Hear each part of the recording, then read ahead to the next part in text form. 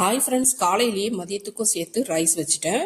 உருளைக்கிழங்கு வறுவல் இரும்பு வானல்ல தான் பண்ணிட்டு இருக்கேன். நிறைய தடவை நான் சொல்லியிருக்கேன், இரும்பு வானல்ல செய்யும் போது இரும்பு சத்துக்கள் நமக்கு கிடைக்கும்னு. பிளஸ் நான்ஸ்டிக் டவா மாதிரி ஒட்டாமையும் நமக்கு வரும். ஆயில் எல்லாம் நம்ம இப்படி அடியில வடிய விட்டுட்டோம்னா அந்த ஆயில இன்னைக்கே காய் செஞ்சா யூஸ் பண்ணிக்கலாம், இல்லைன்னா டிஸ்கார்ட் பண்ணிக்கலாம். தயிரும் பாலும் ஒரு பவுல்ல மிக்ஸ் பண்ணி வச்சிருக்கேன். இப்போ தாளிப்பை ரெடி பண்ணிக்கலாம்.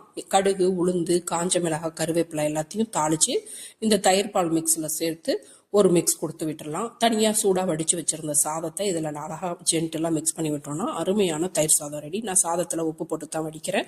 இதை அப்படியே பாஸ் பண்ணிவிட்டு நேற்றுக்கு போகலாம். பன்னீர் ரைஸ் வந்து பிரியாணி ரைஸ் கிடையாது, ஃப்ரைட் ரைஸும் மீன் பிரியாணியும் சேர்த்த மாதிரி ஒரு ஸ்டைலில் பண்ணியிருக்கேன். இதில் புதினா இலை சேர்க்க தேவையில்லை, மல்லி இலையை மட்டும் தூவுனா போதும். மல்லி இலை என்கிட்ட இல்லை, அதனால் நான் மல்லி இலை சேர்க்கலை. ப்ளஸ் வந்து பன்னீர் தொக்கு நேற்று செஞ்சுருந்தது பாப்பா ரொம்ப அருமையாக இருக்குன்னு சொன்னால் ட்ரை பண்ணுறவங்க ட்ரை பண்ணி பார்க்கலாம். இப்போ பழைய வீடியோக்கே வந்துடுவோம்.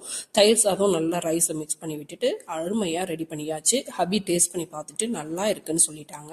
உருளைக்கிழங்கு சாதம்லாம் தனித்தனியாக பாக்ஸில் வச்சுட்டேன். என்னோட பிள்ளைங்க லஞ்ச் பேக் எடுத்துகிட்டு போக மாட்டேங்கிறாங்க.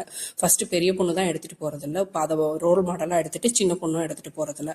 இந்த ஃபுட்டெல்லாம் வந்து லீக் ஆகக்கூடாது, ஆயில் எதுவும் லீக் ஆகக்கூடாது, தயிர் இது மாதிரி இருக்கிறதுலாம் லீக் ஆகக்கூடாதுன்னு தான் ஃபாயில் போட்டு மேலே மூடி போட்டு நல்லா டைட்டாக மூடிட்டு அதுக்கப்புறம் கேரி கவரில் நாட் போட்டு கொடுத்துட்டோம்னா ஸ்கூல் பேக்கில் வச்சு எடுத்துகிட்டு போயிடுவாங்க. லைக் பண்ணுங்கள், சப்ஸ்கிரைப் பண்ணுங்கள், சப்போர்ட் பண்ணுங்கள். Thank you.